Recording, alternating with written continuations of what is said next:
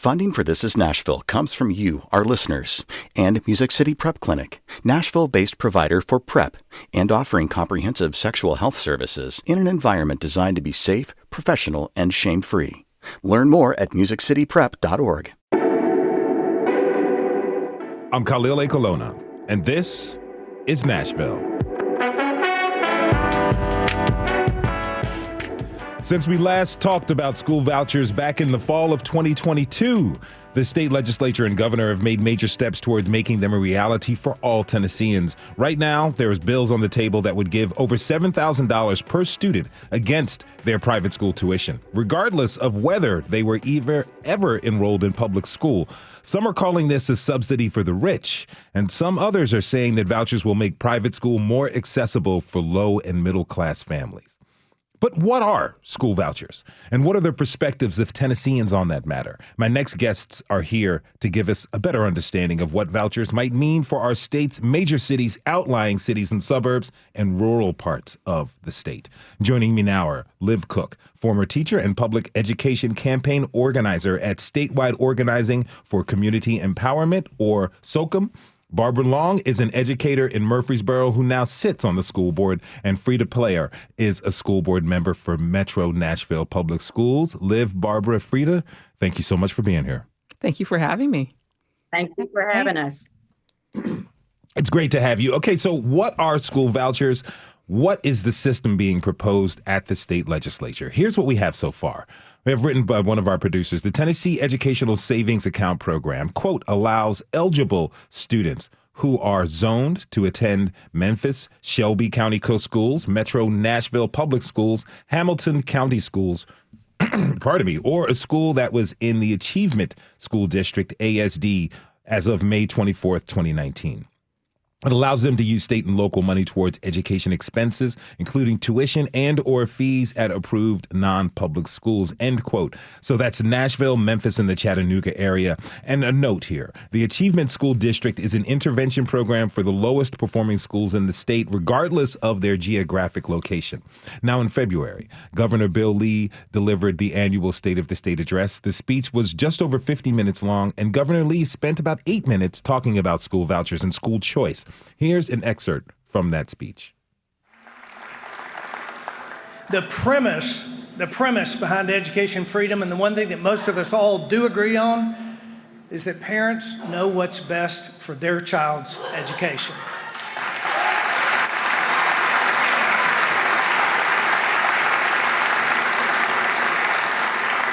There are thousands of parents in this state who know that their student would thrive in a different setting. But the financial barrier is simply too high. It's time that we change that. It's time that we let parents decide, and not the government, where their child goes to school and what they learn.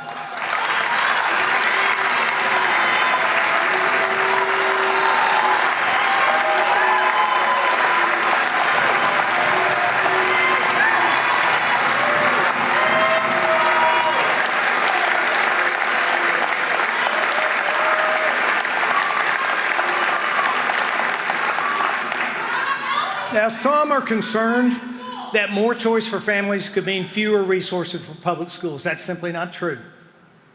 As a father who sent his child to public schools, a grandfather with grandkids having been in public schools, and a governor who's visited countless schools across the state, I feel very strongly public schools are invaluable.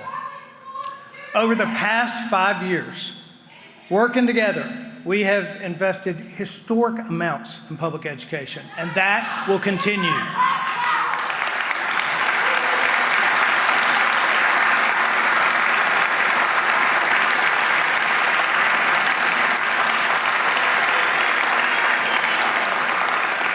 We've increased public funding for public education by more than $1.8 billion since I became governor, by far the most in our state's history.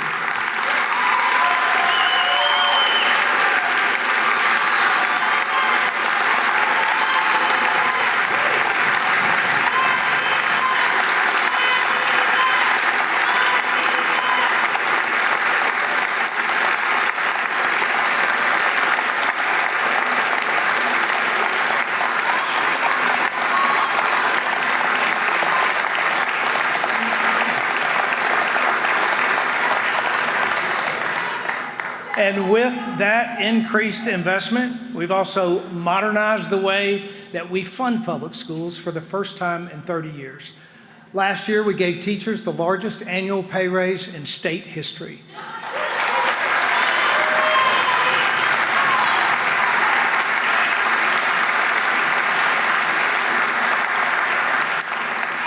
And we're not done. We are not done.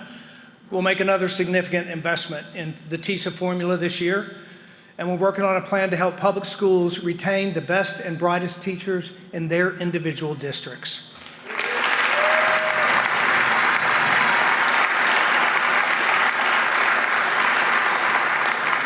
We have placed an unprecedented focus on public education. I intend to continue to do that every year.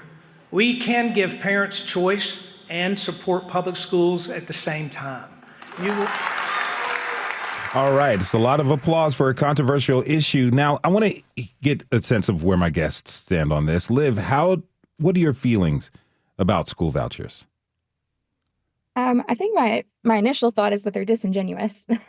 I think the governor and folks that are promoting this are claiming that it's supporting, working class and low income families or students with disabilities. And that just isn't the case from what I can see. The cost of this voucher is around $7,000, and the average cost of tuition for a private school in Tennessee is upwards of, between $10,000 and $12,000. So there's already a lot of barriers just right away. And we're thinking about, my background is I was a special education teacher. And so when I think about my students and, how this voucher program is being promoted for students with disabilities, in order to receive those vouchers, they would have to give up their federally protected rights. So this child no longer would have access to an IEP. They would no longer have these long fought and hard won protections in the classroom. There's nothing to say that the schools can't discriminate against them, either in enrollment or halfway through the school year. So I think my initial thought is that it's just disingenuous and it's not really serving the students of Tennessee the way that Governor Lee and folks that are pushing this are claiming. Barbara, what are your feelings on school vouchers? Here's the thing. Choice is not new. Parents have had choice all along.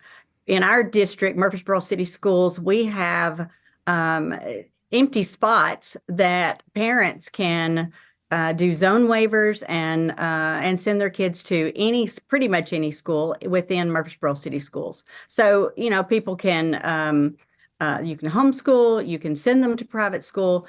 Our district wrote a resolution along with 44 other districts in Tennessee opposing this bill.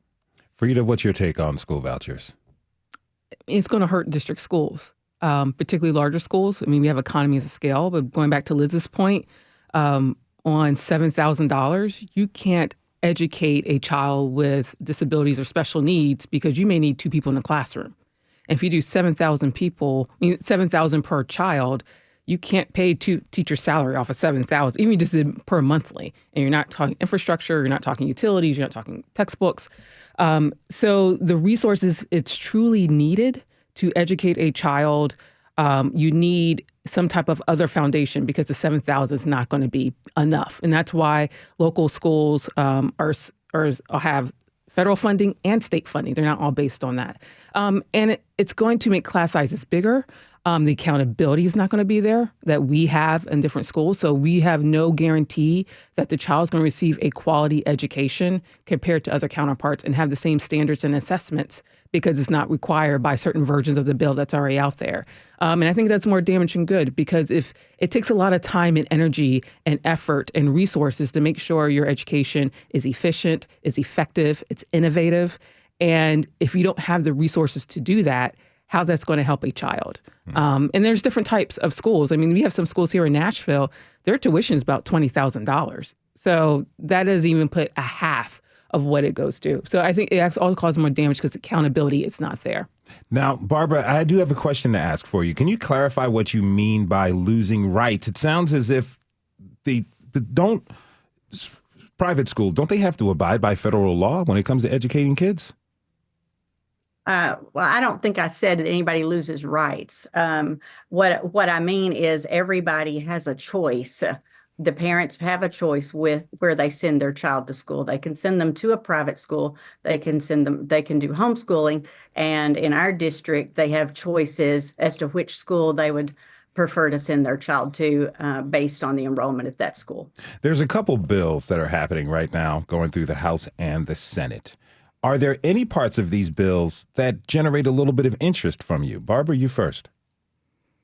The House bill has some leverage with it that they have wrapped the vouchers in that overhauls the amount of testing required for Tennessee schools.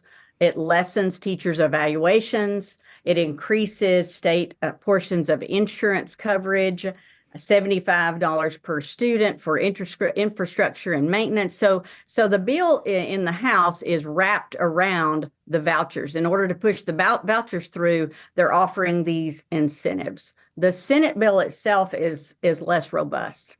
My biggest concern is the amount of accountability. There is absolutely no accountability. If we fund private schools with government money, there is no accountability at all. They require one third grade test and one eighth grade test, and that is all that's in the bills.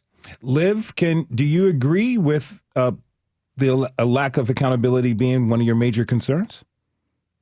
I think that is a concern, but I think my biggest concern is, they are what they've put in this House bill. I mean, they're just putting lipstick on a pig. It feels like, we're dangling all of these carrots attached to the voucher issue.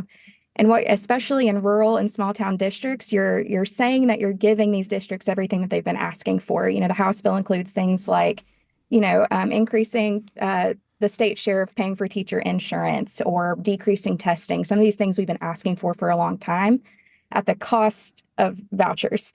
And so it's kind of this idea if you know there's a poison pill in the cake, are you going to eat the cake? Right. And I think, honestly, when I was looking through the bill, a huge concern that I have is the retention piece. We had this third grade retention law passed last year. And on page 25 of this bill, you're seeing now that that's expanded through eighth grade. So they're claiming they want to help public schools. They're claiming that they want to decrease testing if we pass vouchers, but then they're turning right around and putting something in there that's super harmful. So I just think this whole thing is just disingenuous, trying to sell something that 44 school districts have already told you we don't want, Now, Frida, what are some of your major concerns? I mean, claims of this being disingenuous, this not really being what is being told to the public, the idea of these school vouchers. Where I don't want to say fears necessarily. What are your concerns with all of this? Well, I have two concerns. First, from the public standpoint, I think there is a perception or a belief that if I get this voucher, I can go to any private school and they're going to accept them. And private schools don't have to accept them. The other misnomer is that I can afford private schools. Anecdotally, we're hearing that private schools are now considering raising their tuition enough for the voucher. So it leaves it out of reach for working class people in other parts. And then assuming that they may have their child go to University School in Nashville or MBA or Harpeth Hall, they won't literally have the seats to absorb the demand. So even if you could get into those schools, they literally don't have the physical infrastructure. So I think the misnomer is parents don't have access, and private schools have the right and to not either do it because they physically can't or they don't want to. And so I think there's going to be some highly disappointed people going in there thinking, I can go to a private school because I have this voucher, not realizing there's still an acceptance process. And they don't have to expand their student body enrollment. So I think that's number one. The other part of the effects they're going to have in cities and in rural areas of if you shift 10, 20, 100 people in some of these schools, that's one less person we can hire. Then your school, then you have to combine classrooms. And then you're going to have bigger classrooms because it has to come through the school's budget. And so the effects that people are seeing are not, I think people don't understand that there's going to be unintended consequences that people haven't thought of or seen. Mm-hmm. And also we don't know a true number, how many people are actually going to access this. So we don't even know the true amount. As budget chair, when I'm going in, so when we did the pilot program in Nashville, 650 students took advantage of it. That was $6 million. Now, we were able to absorb that and switch some things around. But if that quadruples or triples, And then I have to think about, where am I getting that extra money? Because now we're talking about tens of millions of dollars. And that's a lot of money. That's a lot of teachers, classroom associates, books, resources. And we are already limited and stretched as it is. How do we make up for that lack of resources and shifting of your resources? Now, Liv, Frida just broke down the situation in Nashville. I'm curious, how do you see this playing out in rural parts of the state? Well, I think, and I'm from McMinn County, and like there's not a lot of choices here. Like we are not like, we don't have a ton of private schools that are available. We've got a few that are small and, church affiliated. But I think that, this is a statewide initiative. I think if we do have some kids that do take advantage of this program for various reasons, we're already stretched thin as it is. We live in a high poverty area, and we need everything that we can get. So my question would be, for folks that are pushing this bill forward, is what is the solution that we can do to support our public schools and support these areas where we do need more resources for our schools? Because right now it just feels like we've been asking for all these things, and you're emphasizing pulling that money away or pulling that money into a private system that's really not going to benefit McMinn County. At best, it won't benefit us, and at worst, it's really going to hurt us. And I know that in our area, our schools are our main employers. They're the centers of our community, right? So I can see the writing on the wall that it's not going to be good for us either way. Now, Barbara, have you spoken to any officials or state representatives in the Murfreesboro area about the vouchers, and how do they feel about them? Absolutely. My superintendent, myself, and another board member went to Capitol Hill in Nashville last Wednesday and spoke to several of the delegates there. I have personally spoken to all of ours in Murfreesboro city area. So, and the thing is they're more than willing to talk. They're more than willing to listen to what we have to say, but they're not going to change their mind. And the sad part is the people that are not on the specific committees that are adopting these bills and writing these bills, those people don't even understand the bill. I talked to one specific legislator yesterday who had no idea all that the bill encompassed. So that's a real concern, that they're going to push something that the general public has no true concept about, like what Frida said, and that legislators don't know what they're voting for. Can I mention one unintended consequence? Yeah. Will this also cause, have the ITT techs of K through 12 education like we had? You had a lot of for-profit universities that came out of, because their access to Pell Grants and federal funds and federal grants. My fear, that same thing would happen. And then you're going to have people having these profile, and maybe be like a small church, like in the rural counties. They have a church because you already have a Sunday school set up, so you can start a school. And then you have in the rural counties, multiple small churches that have schools that are based from homeschooling or their own private school. That also goes back to Liv's point of it will peel away people in this part. And so where's the accountability of those parts? How are they being audited? How they're being assessed? That I think, because that's why with charters. Once I have No Child Left Behind happened and that expired, the proliferation of charters expanded once you lift those constraints around it. And so I think the same thing with vouchers is going to happen. Once you lift those constraints, then you're going to see a proliferation of smaller schools happening. Barbara, I got to go to break, but what do you want people to keep in mind as this moves forward? Well, you can't take tax dollars and put them in a private entity without some strings attached. So if your child is in a private school and you're considering taking a voucher, you really need to think about the strings that are going to follow that. And then if you're a public parent wanting to shift into a private sector, it's not going to cover the full amount. So there's a lot of changes that are coming to the bill before it actually hits the floor. Liv, any final thoughts? I want to encourage folks living in small towns and rural communities. So especially all you folks around Nashville, to go to your school boards, go to your county commissions, go to your to your city councils, ask for resolutions opposing this, and call your representatives. Let them know that this is not what's going to benefit your schools.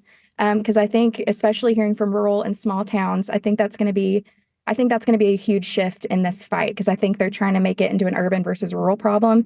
And really, this is a Tennessee problem. And we've got to speak up here in our small towns, too. Liv Cook is the public education campaign organizer at Statewide Organizing for Community Empowerment, or SOCM, and Barbara Long is a member of the school board for Murfreesboro City Schools. Frida Player will be with us through the break. Barbara and Liv, thank you so much for being with us. Thank you so much. We're going to take a break. When we come back, we'll talk with a state lawmaker, someone who supports the proposed voucher system, and we're going to open up the phone lines to hear your thoughts on school vouchers. To share your comments, just call 615-760-2000. Stay with us. This is Nashville. But I know I'll be a law someday. At least I hope and pray that I will. But today I am still just a bill. I'm just a bill, yes, I'm only a bill, and I got as far as Capitol Hill. Well, now I'm stuck in committee, and I'll sit here and wait. Funding for This Is Nashville comes from you, our listeners, and Music City Prep Clinic, Nashville-based provider for PrEP and offering comprehensive sexual health services in an environment designed to be safe, professional, and shame-free. Learn more at musiccityprep.org. I'm Khalil Akolona, and this is Nashville. We are talking today about school vouchers. A lot of attention is being paid to the state legislature, where two different bills are making their way through the House and Senate.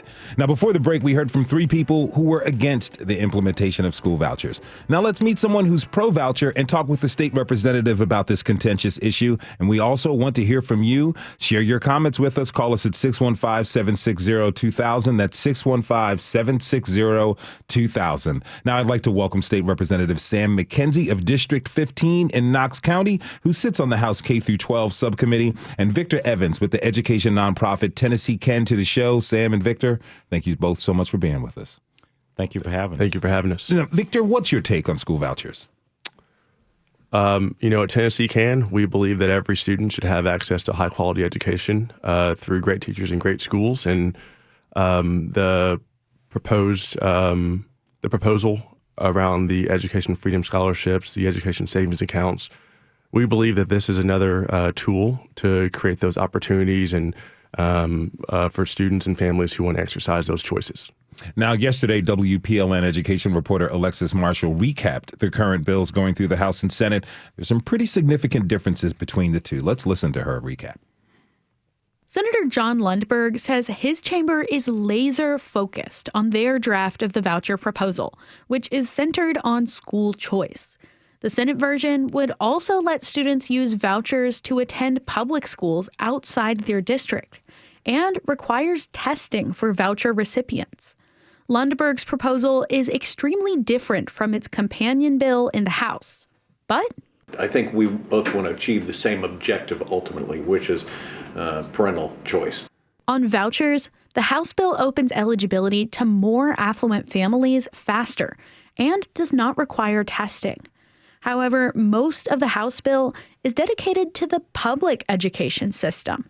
There's increased funding for teacher health plans and school facilities, and a decrease in the number of required tests. But House Speaker Cameron Sexton says those goodies for public school advocates aren't guaranteed. If these things are important to them, which they've told us for 2 decades, then they need to go over to the Senate and start talking to them about these are the things that we like. Because there is a possibility, to your point, that they get absolutely nothing. Democrats are unanimously opposed to any plan that involves using taxpayer dollars for private school. Democratic Caucus Chairman John Ray Clemens has called the House version an attempt to buy votes. If you want to make positive change and do positive things, then why aren't we running that as a separate piece of legislation rather than tacking it on the back of a terrible voucher scam? Lawmakers expect it will be several weeks before a final version of the bill goes to the floor.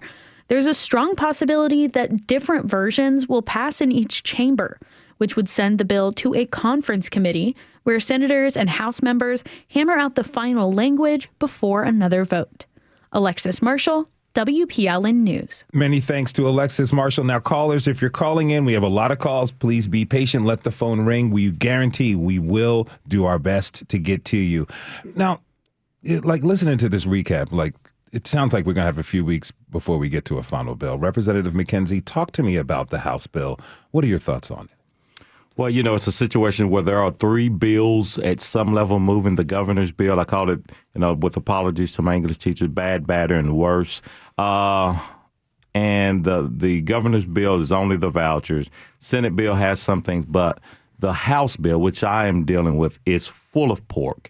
They have covered that castor oil peel with a bunch of sugar and cake and sweetness, but it's still a poison pill that takes away, in my opinion, the average Tennessean ability to choose a quality schools. It's trying to gut our public schools to undergird private schools, which I've not heard a groundswell of enthusiasm of them of wanting this thing. $7,000 sounds like a lot of money, but when it takes $11,000 or plus to go to an average public school, private school in the state of Tennessee, it just doesn't cut the mustard. Is there any room for compromise in this? Not with sending these public dollars to private schools. We have data. Fortunately, we have data in Shelby County and in Davidson County and those schools, and they talk about taking our students who are at these poor performing schools and sending them to schools of excellence. When you take the data where that has happened, those students have done worse than the students in their home school or in their public school. There's no magic between a public and a private school. It's all about how we fund it and how those teachers implement their programs within the classroom. Now, Frida Player is a Metro Nashville Public Schools Board member. She's still with us. Frida, is there any bill which is more appealing to the district at this point, or do you reject both of them wholeheartedly? Oh, we reject both of them wholeheartedly. There's no compromise of this is a better bill than the other one. I mean, if it has to do it, then you need accountability. It's not parity or fair for us to have one standard of assessment and proficiency and not have it for others when you're using taxpayer dollars. If you're going to do it, you're going to implement the very rules that you enforce on us. If the state requires us to have proficiency, if it requires us to have third grade retention, if it's requiring us to do it, why is it not good enough for these private schools, the vouchers? If it's good enough for the goose, it's good enough for the gander. And if you're going to have the same standard, be of parity and do it. And this is what the state put a lot of money into these testing, into these proficiency, making TCAP the most rigorous assessment in the country. And then you're just going to walk away from that, from a voucher, and using taxpayer dollars. I think if you're going to assess public schools, assess private schools. And that's why one of the reasons we're against it. Victor, how do you feel about that? Equal assessment for public and private schools.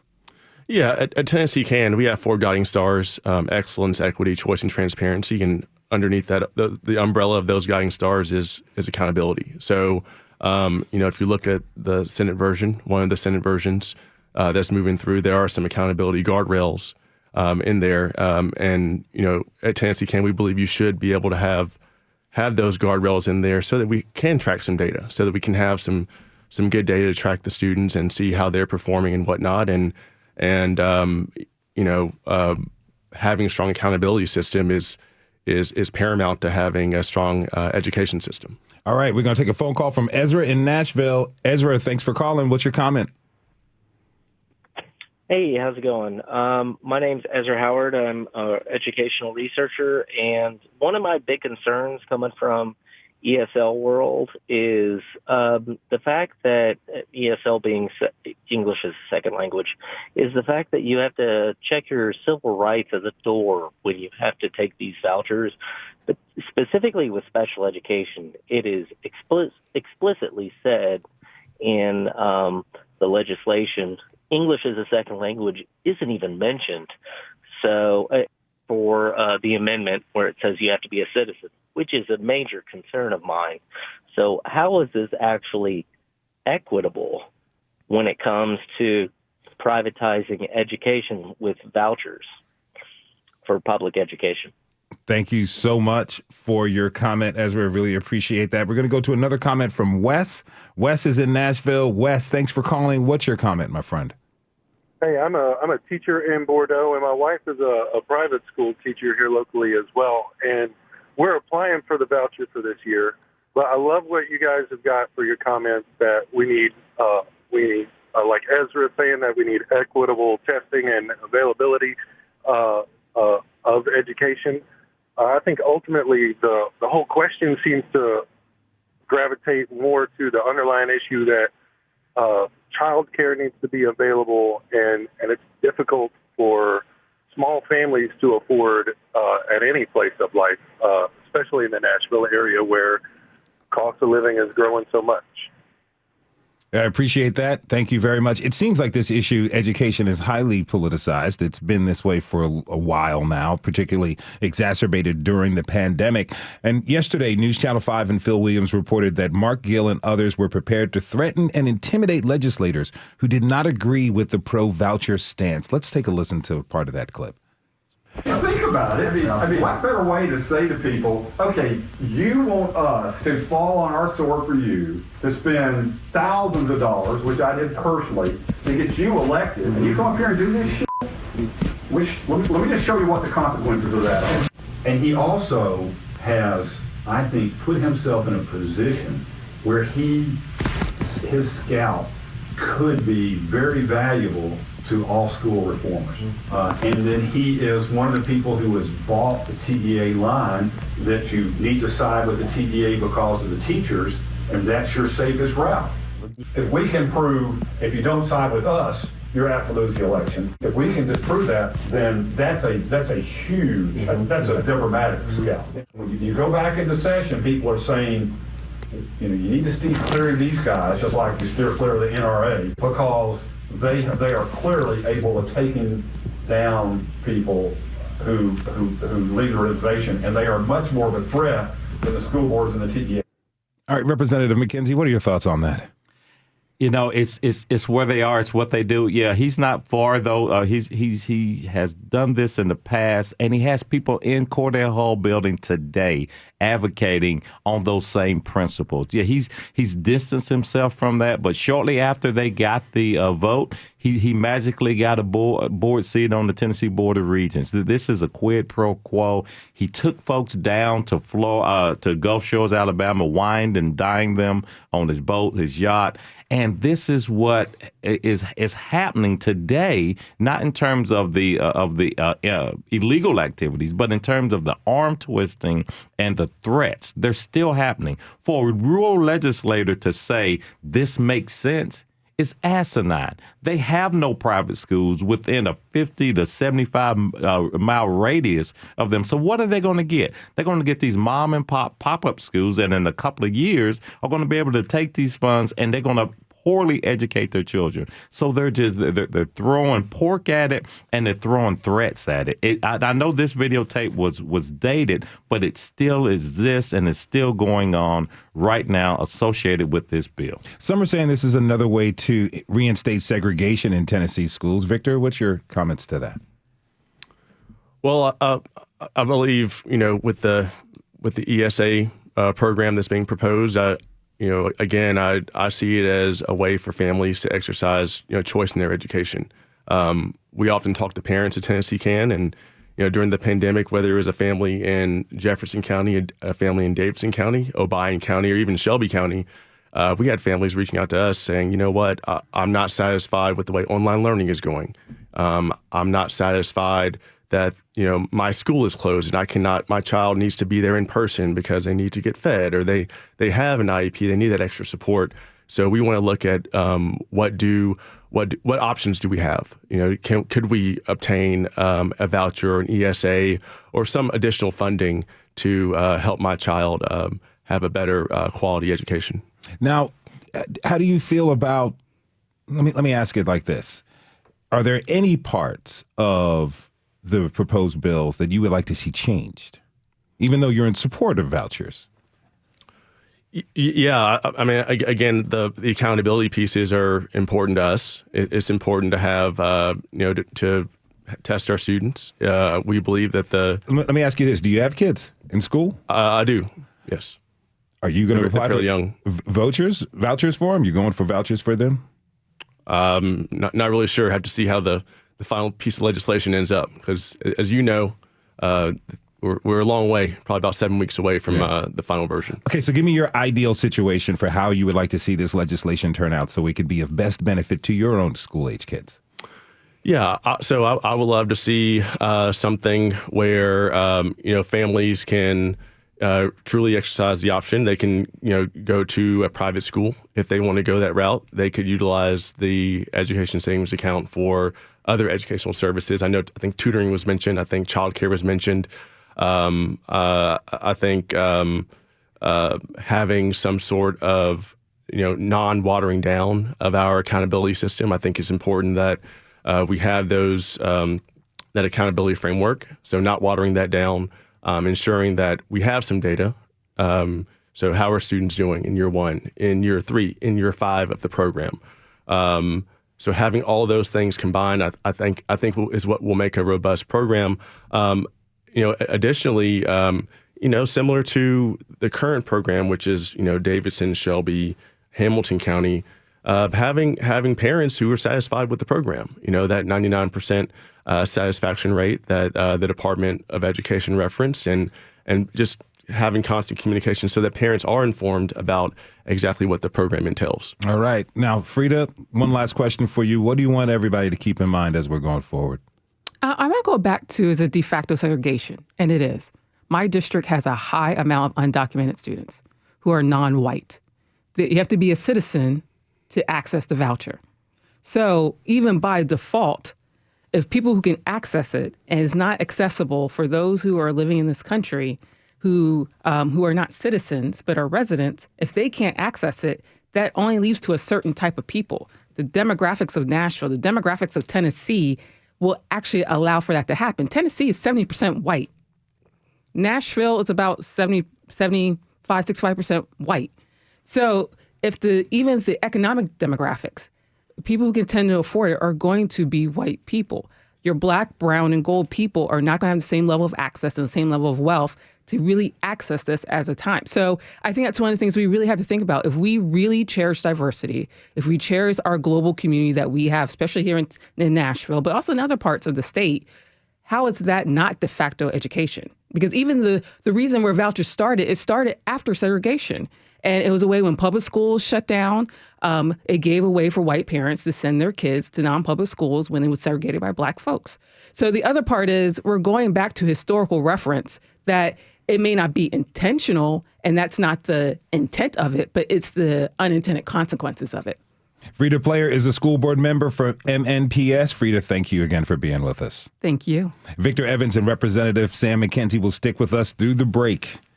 When we come back, we'll continue our conversation on school vouchers and gain a national perspective. We still want to hear from you, so call us up 615-760-2000 to share your comments, or you can tweet us at This Is Nashville.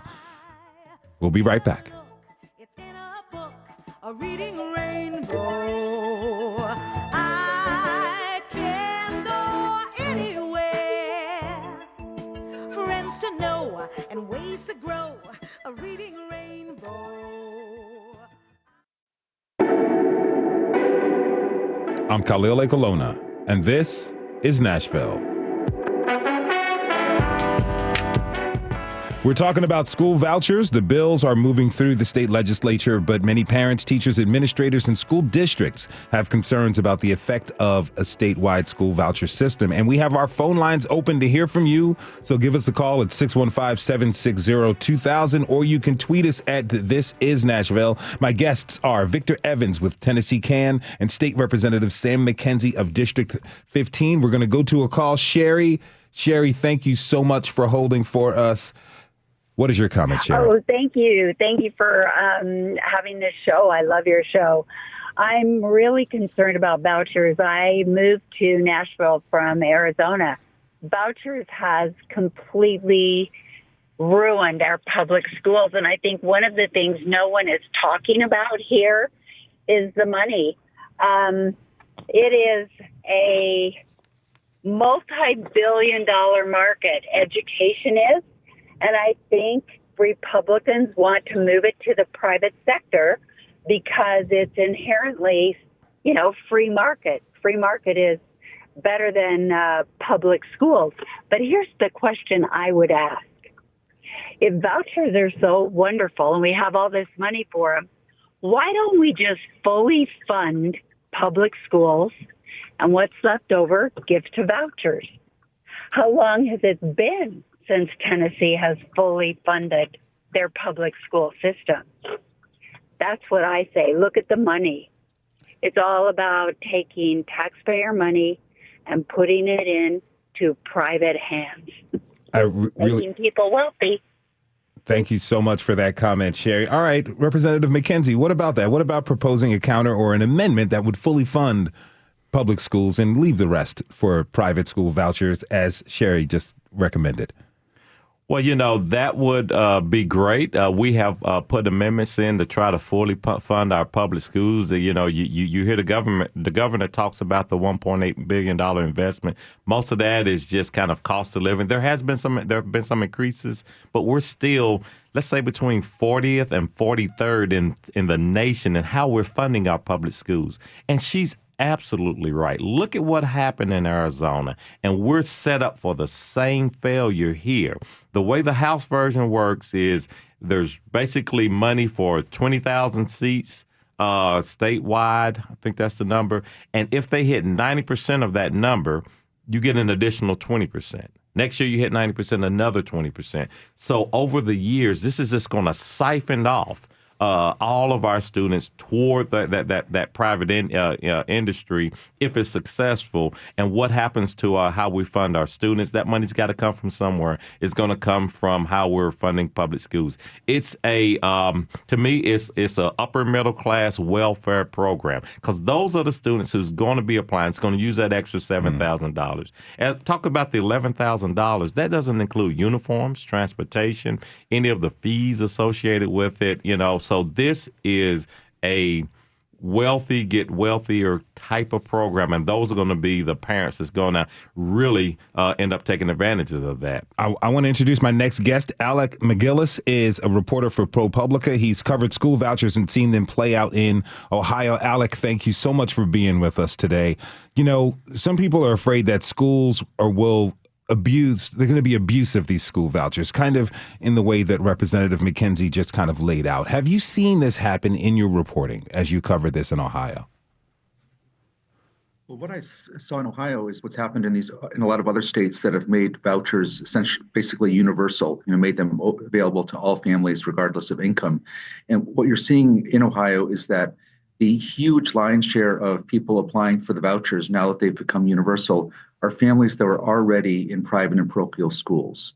So these are families that have managed to afford attending private and parochial schools all these years for their children, and are now suddenly able to get many thousands of dollars for their kids. The vouchers in Ohio are available all the way up the income ladder. They get smaller as you go up the ladder, but still a family making about $135,000 a year, a family of four, solidly middle class family, can get about $7,000 per high school student, $5,000 per younger student. And so you have all these families who are, of course, now taking these vouchers. The private schools are encouraging families to apply for the vouchers, in some cases almost requiring them to apply for them, because for the private schools, that means they don't have to spend nearly as much money on financial aid, and it makes it easier to raise tuition.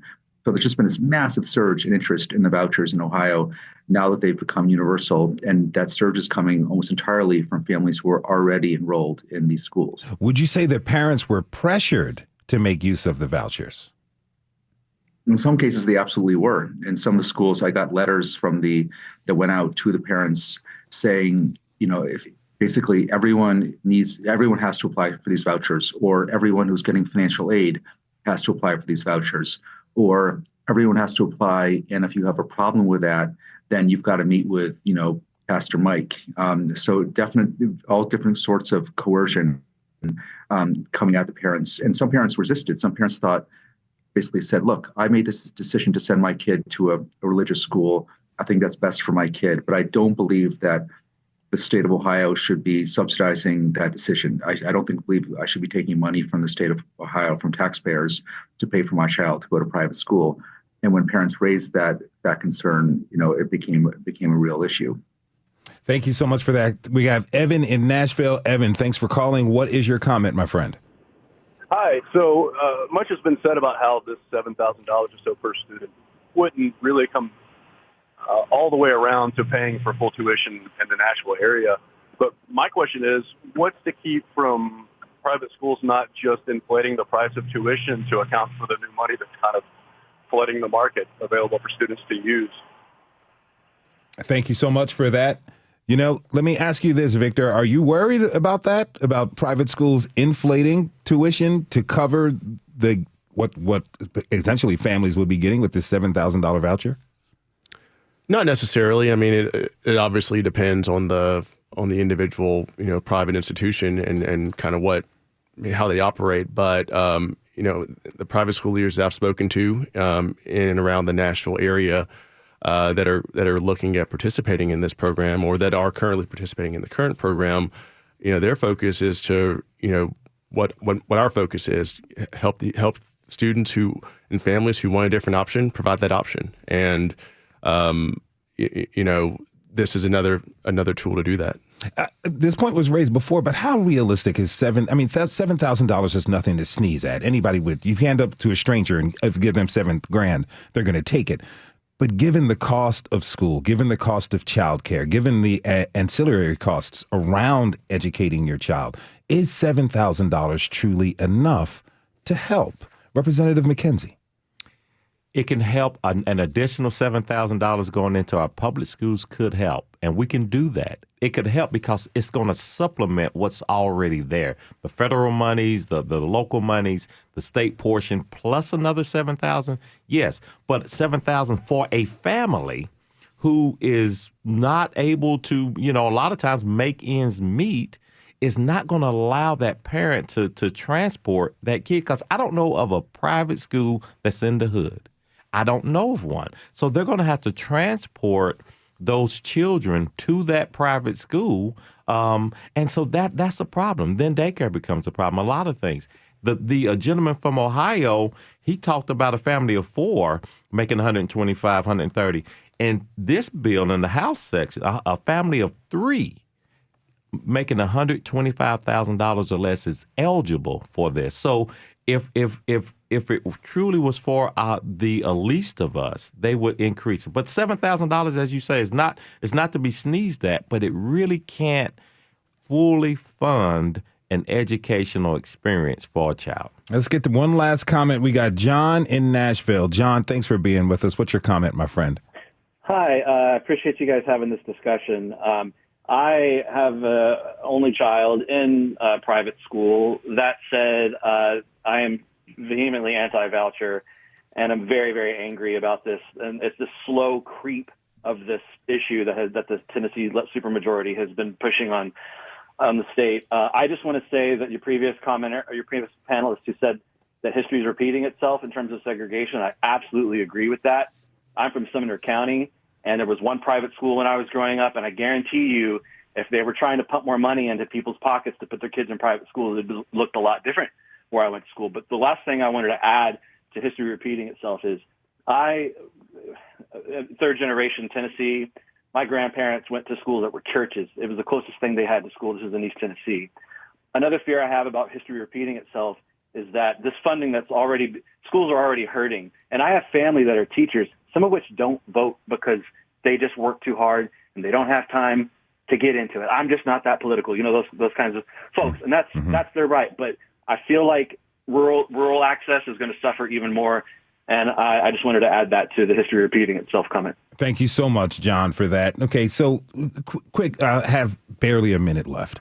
How can people wrap their heads around this? There's a lot going on. There's a lot of moving pieces for parents, citizens, educators, concerned people in communities.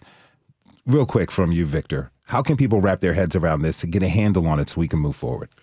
Yeah, I think the focus should always be about the students. So stems from there. So how can we ensure that kids have access to a high quality education, a loving, nurturing, safe environment? And then how can families exercise choosing options for their child's school experience?